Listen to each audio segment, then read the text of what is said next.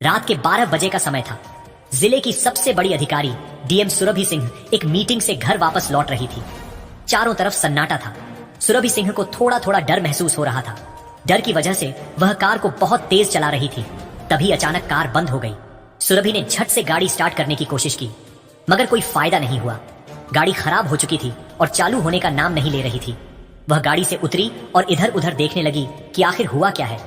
तभी उन्हें लगा कि शायद इंजन में कोई प्रॉब्लम आ गई है, इसी वजह से गाड़ी स्टार्ट नहीं हो रही थी। लाख कोशिशों के बावजूद जब गाड़ी चालू नहीं हुई तो उन्होंने सोचा कि अपने पिता को कॉल करती हूँ। उन्होंने तुरंत मोबाइल निकाला, लेकिन जैसे ही कॉल करने की कोशिश की तो देखा कि नेटवर्क ही नहीं है। यह देखकर वह बहुत ज्यादा घबरा गई।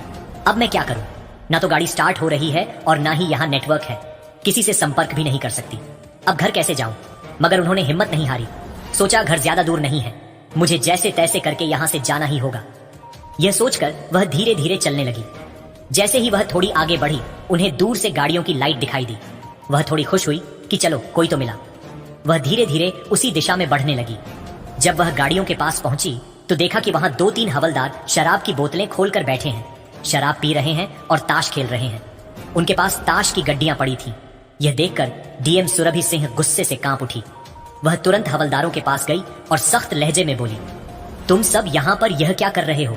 वर्दी पहनकर यही काम है क्या? रास्ते में बैठकर शराब पी रहे हो? आखिर तुम लोग हो कौन?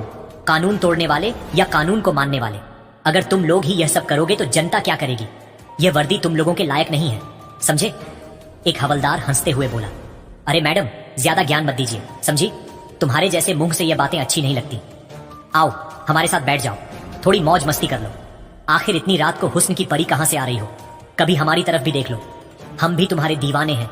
यह सुनकर सुरभि सिंह का गुस्सा बढ़ गया, लेकिन उन्होंने खुद को संभालते हुए कहा, देखिए, मेरे सवाल का जवाब दीजिए। आप लोग यहाँ शराब क्यों पी रहे हैं? सरकार ने शराबबंदी लगाई है और आप लोग जो कानून के रखवाले हैं वही कानून तोड़ रहे हैं। शर्म नहीं आती आपको? यह वर्दी पहनने का कोई हक नहीं है आप लोगों को, समझे? इतना बोलते ही एक हवलदार ने सुरभि सिंह का हाथ पकड़ लिया और अपनी तरफ खींचते हुए बोला, अरे मैडम, हमें ज्ञान मत दीजिए, हमें पता है हमें क्या करना है। वो सब छोड़ो, आज तो तुम्हें हमारे साथ यह शराब पीनी ही पड़ेगी। थोड़ा खुश हो जाओ, मजा आ जाएगा। वैसे भी तुम्हें देखे बिना रहा नहीं जा रहा। प्लीज एक बार हमें खुश कर दो मेरी जान। यह शब्द सुनते ही सुरभि सिंह का गुस्सा फूट पड़ा। वह अपने गुस्से को कंट्रोल ना रख सकी और एक जोरदार थप्पड़ हवलदार के चेहरे पर मार दिया। गुस्से में बोली, तुम लोग इस वर्दी के लायक नहीं हो। अब देखो मैं क्या करती हूँ। ये वर्दी तुम्हें यूं ही नहीं दी गई है, जनता की सेवा करने के लिए दी गई है, ताकि तुम देश की रक्षा करो। मगर तुम लोग जनता की सेवा क्या करोगे? खुद ही बिगड़े हुए हो, जनता को क्या सुधारोगे? तभी एक और हवलदार ने सुरभि को जोर से खींच लिया और गुस्से में बोला, क्या देख रहे हो तुम लोग? पकड़ो इसे, आज इसे सबक सिखाना ही पड़ेगा। बहुत अकड़ दिखा रही है, पुलिस से पंगा ले रही है। अभी बताता हूँ इसे कि कानून की ताकत क्या होती है। उसने सुरभि को कसकर पकड़ लिया, मगर सुरभि सिंह कोई आम लड़की नहीं थी। उन्होंने एक झटका देकर खुद को छुड़ा लिया, लेकिन अंदर डर बैठ चुका था। वह समझ नहीं पा रही थी कि अब क्या करें। ना भाग सकती थी, ना मदद बुला सकती थी।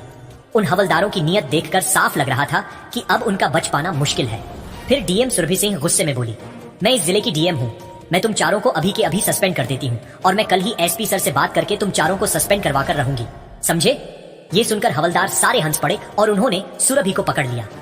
सुरभि के अंदर डर बैठ गया था। वह समझ नहीं पा रही थी कि क्या करें। फिर उन्होंने बहुत जोर लगाया और छूटकर भागने लगी, मन में यही सोचते हुए कि अगर वह भागी नहीं तो यह लोग उसके साथ क्या क्या कर सकते हैं, क्योंकि सारे हवलदार नशे में चूर थे और उनकी नीयत ठीक नहीं लग रही थी।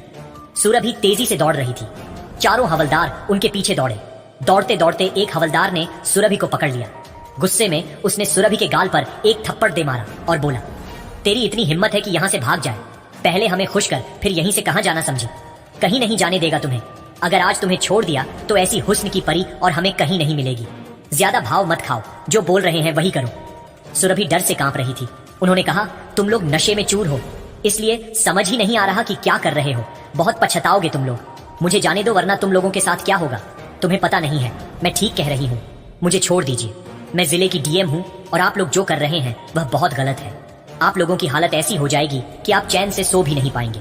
बेहतर होगा कि मुझे यहीं पर छोड़ दीजिए। मगर सारे हवलदार कुछ समझ नहीं पा रहे थे। उनके दिल में बस एक ही ख्याल था। लड़की देखकर वे पागल हो चुके थे। उनकी आंखों में कुछ भी सही दिखाई नहीं दे रहा था। एक हवलदार हंसते हुए बोला, ये लड़की खुद को डीएम समझती है। डीएम होता क्या है जानती है तू? तुझे देखकर तो लग भी नहीं रहा कि तू डीएम है। ज्यादा होशियारी मत कर, समझी? जो बोल रहे हैं वही कर। सुरभ भीतर ही भीतर टूट रही थी। सोच रही थी कि अगर अभी भाग नहीं पाई और यहाँ फंस गई तो ये लोग उनसे कोई भी गलत काम कर सकते हैं, लेकिन भागना भी संभव नहीं था। फिर उन्होंने हिम्मत जुटाई, एक हवलदार से उसकी बंदूक छीन ली और चारों को बंदूक दिखाकर डरा धमकाकर भाग निकल पड़ी। डर के मारे सारे हवलदार वहीं ठहरे रहे, किसी ने उनका पीछा नहीं किया। सबके मन में डर बैठ गया था कि कहीं गोली ना चल जाए। अगली सुबह हुई तो डीएम सुरभि सिंह ने सोचा कि अब क्या किया जाए। फिर उन्हें एक आइडिया आया और वह सीधे एएसपी ऑफिस पहुंची। वहां जाकर उन्होंने चारों हवलदारों के खिलाफ रिपोर्ट दर्ज करवाने का आग्रह किया और सस्पेंड करने की मांग की, मगर किसी भी पदाधिकारी को बिना पर्याप्त सबूत सस्पेंड नहीं किया जा सकता था। एसआईएसपी राजेश सिंह ने कहा, मैडम, मैं आपकी बात से सहमत हूँ, मगर हम बिना किसी सबूत के कार्रवाई नहीं कर सकते। मैं आपसे अनुरोध करती हूँ कि आप उनके खिलाफ कुछ सबूत लाएं, तभी मैं इस केस को आगे बढ़ाऊंगा। सुरभ परेशान हो गई कि आखिर क्या किया जाए। बात तो सच थी कि बिना सबूत के किसी को सस्पेंड करना मुश्किल था। वह तुरंत घर पहुंची और कुछ देर सोई। फिर उन्हें एक योजना सूझी और वह सीधे उसी थाने पहुंची जहां चारों हवलदार तैनात थे। थाने में जाकर उन्होंने देखा कि इंस्पेक्टर सूरज सिंह डेस्क पर बैठे थे। इंस्पेक्टर ने डीएम सुरभि सिंह को पहचानने की कोशिश नहीं की।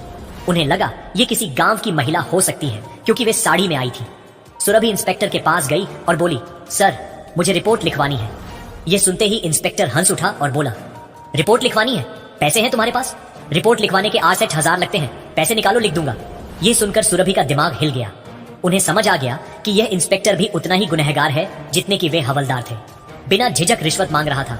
तब सुरभ ने कड़क आवाज में कहा, सर, हमें कानून मत पढ़ाइए। कानून में कहीं नहीं लिखा है कि रिपोर्ट लिखवाने के पैसे लगते हैं। आप हमसे रिश्वत मांग रहे हैं और हम पैसे नहीं देंगे। आपका जो काम है वह कीजिए। मुझे रिपोर्ट लिखवानी है, जल्दी से लिखिए। यह सुनकर इंस्पेक्टर गुस्से में आया और बोला, यह लड़की मेरे सामने जुबान चला रही है, जानती भी है कि मैं कौन हूँ। अभी के अभी तुझे अंदर कर सकता हूँ। ज्यादा अकड़ मत दिखा और पैसे दे, नहीं तो यहाँ कोई रिपोर्ट नहीं लिखी जाएगी। बड़ी आई रिपोर्ट लिखवाने, निकल यहाँ से, वरना धक्के मारकर बाहर निकाल दूंगा। सुरभ सिंह को बहुत गुस्सा आया। उन्होंने गुस्से में कहा, देखिए इंस्पेक्टर, आप मुझे जानते नहीं है कि मैं कौन हूँ। हद में रहकर बात कीजिए, समझे? मुझे कानून बहुत अच्छे से आता है, इसलिए मुझे मत सिखाइए कि मुझे क्या करना है। मैं यहाँ रिपोर्ट लिखवाने आई हूँ और रिपोर्ट लिखवा कर ही जाऊंगी, समझे? अब जल्दी से मेरी रिपोर्ट लिखिए। इतने में ही सुरभि की नजर एक हवलदार पर पड़ी, वही हवलदार जो रात को उन चारों में से एक था। सुरभि ने गुस्से में इंस्पेक्टर से कहा, आप पता भी है कि आपके थाने में क्या चल रहा है। अब तो आपको और इन हवलदारों दोनों को सस्पेंड करवाना पड़ेगा। इस पूरे थाने को साफ करना पड़ेगा। आप लोग इस वर्दी के लायक नहीं है। मैं आप सबको सस्पेंड करवा कर रहूंगी। यह सुनकर इंस्पेक्टर घबरा गया, लेकिन फिर भी अकड़ में बोला, अरे लड़की, तुम हो कौन और यह सब क्या बक रही हो? ज्यादा होशियार मत बन, समझी? वरना इतना मारूंगा कि घर तक चलकर नहीं जा पाएगी। चल निकल यहां से, वरना धक्के मारकर निकाल दूंगा। मुझे गुस्सा मत दिला, समझी? यह सुनकर डीएम सुरभि सिंह गुस्से से लाल हो गई। उन्होंने पर्स से अपना आईडी कार्ड निकाला और इंस्पेक्टर के सामने रख दिया। जैसे ही इंस्पेक्टर ने आईडी कार्ड देखा, उसकी आंखें चौड़ी हो गईं और चेहरा सफेद पड़ गया। वह डर के मारे तुरंत खड़ा हो गया और हाथ जोड़कर बोला, मैडम, मुझे माफ कर दीजिए। मुझे नहीं पता था कि आप जिले की डीएम हैं। सॉरी मैडम, बताइए आपको किसके खिलाफ रिपोर्ट लिखवानी है? मैं अभी रिपोर्ट लिखता हूँ। यह सुनकर सुरभि सिंह का गुस्सा और बढ़ गया। उन्होंने सख्त लहजे में कहा, तुम लोग आम जनता के साथ भी यही हरकत करते हो ना? अब मैं दिखाऊंगी कि कानून की ताकत क्या होती है। तुम्हें यह वर्दी जनता की सेवा के लिए दी गई है, लेकिन तुम लोग इस वर्दी के नाम पर जनता को लूट रहे हो, गलत काम कर रहे हो। यह वर्दी तुम लोगों के लायक नहीं है।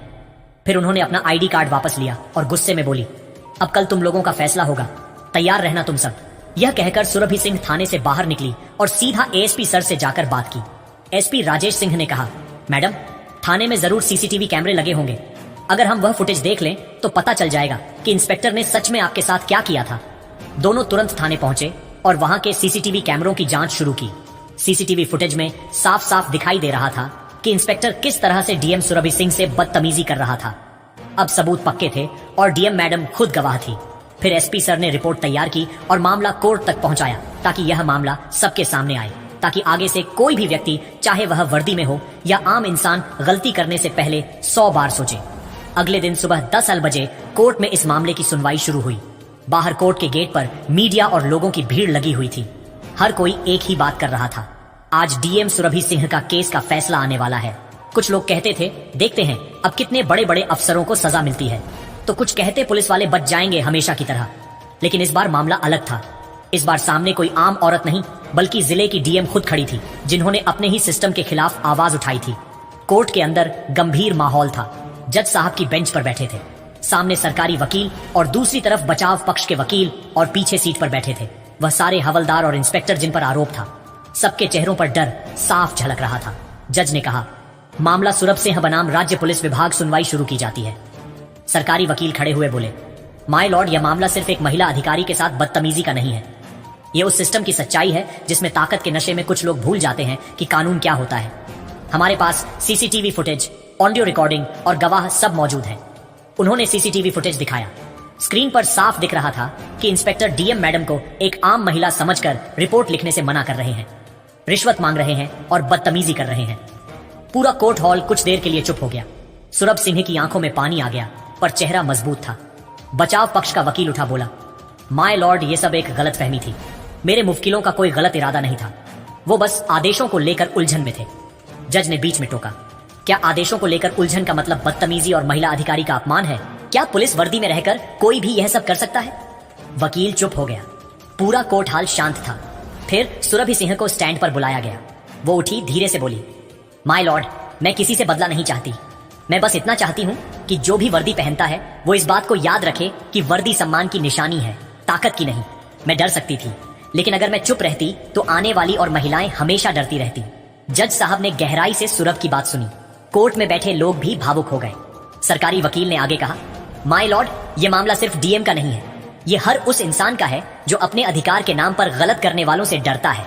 अगर आज इन लोगों को सजा नहीं मिली तो कल फिर कोई डीएम, कोई आम औरत या कोई गरीब आदमी इसी तरह बेइज्जत किया जाएगा। सुनवाई करीब 2 घंटे चली। हर सबूत और बयान के बाद यह साफ हो गया कि इंस्पेक्टर और हवलदारों ने शराब के नशे में न केवल डीएम से बदतमीजी की, बल्कि अपने पद का दुरुपयोग भी किया। अंत में जज ने फैसला पढ़ना शुरू किया। कोर्ट ने सबूतों और गवाहों को देखते हुए यह पाया कि आरोपी इंस्पेक्टर और चारों हवलदारों ने अपने कर्तव्य की मर्यादा तोड़ी है। इन्हें तत्काल प्रभाव से सस्पेंड किया जाता है और भ्रष्टाचार, दुराचार और पद के दुरुपयोग के आरोप में 30 साल की सजा दी जाती है। जज की आवाज गूंज उठी। कोर्ट इन्हें जेल भेजने का आदेश देती है। इतना सुनते ही कोर्ट रूम में हलचल मच गई। मीडिया वाले बाहर भागे खबर देने। कुछ पुलिस वाले जिन्होंने पहले इन आरोपियों के साथ काम किया था, उन्होंने नजर झुका ली। वो 5 अपराधी हवालात की तरफ ले जाए गए। उनके चेहरे पर अब घमंड नहीं, बस शर्म थी। बाहर कोर्ट के गेट पर लोग तालियां बजाने लगे। कई महिलाएं बोली, कम से कम एक तो आवाज उठी जिसने इंसाफ देखा। सुरभि सिंह धीरे धीरे बाहर निकली। मीडिया वाले माइक लेकर भागे। मैम, आपको कैसा लग रहा है? सुरभि ने बस मुस्कुरा कर कहा, मुझे बस इतना लगता है कि कानून अभी भी जिंदा है। वो अपनी गाड़ी में बैठी गाड़ी धीरे धीरे चली गई। पीछे रह गया एक सबक कि जब एक औरत अपनी सच्चाई और हिम्मत से खड़ी होती है तो पूरे सिस्टम को झुकना पड़ता है। थाने में अगले ही दिन नया स्टाफ लगाया गया। एसपी ने खुद निरीक्षण किया और कहा, अब यह थाना कानून का प्रतीक बनेगा, डर का नहीं। जिले के लोगों ने राहत की सांस ली। हर जगह एक ही चर्चा थी, डीएम सुरभि सिंह ने जो किया वह सिर्फ अपने लिए नहीं बल्कि हर इंसाफ चाहने वाले के लिए किया। दोस्तों, अगर आपको यह कहानी दिल को छू गई हो, अगर आपको लगा कि सच्चाई की जीत जरूरी है, तो एक लाइक तो बनता है। आपका हर लाइक हमें नई कहानियां लाने की ताकत देता है। और हाँ, चैनल को सब्सक्राइब करना मत भूलना, क्योंकि अगली कहानी शायद वही हो जिसका इंतजार आप बरसों से कर रहे हो। मिलते हैं अगली वीडियो में, तब तक के लिए जय हिंद और बने रहिए हमारे साथ।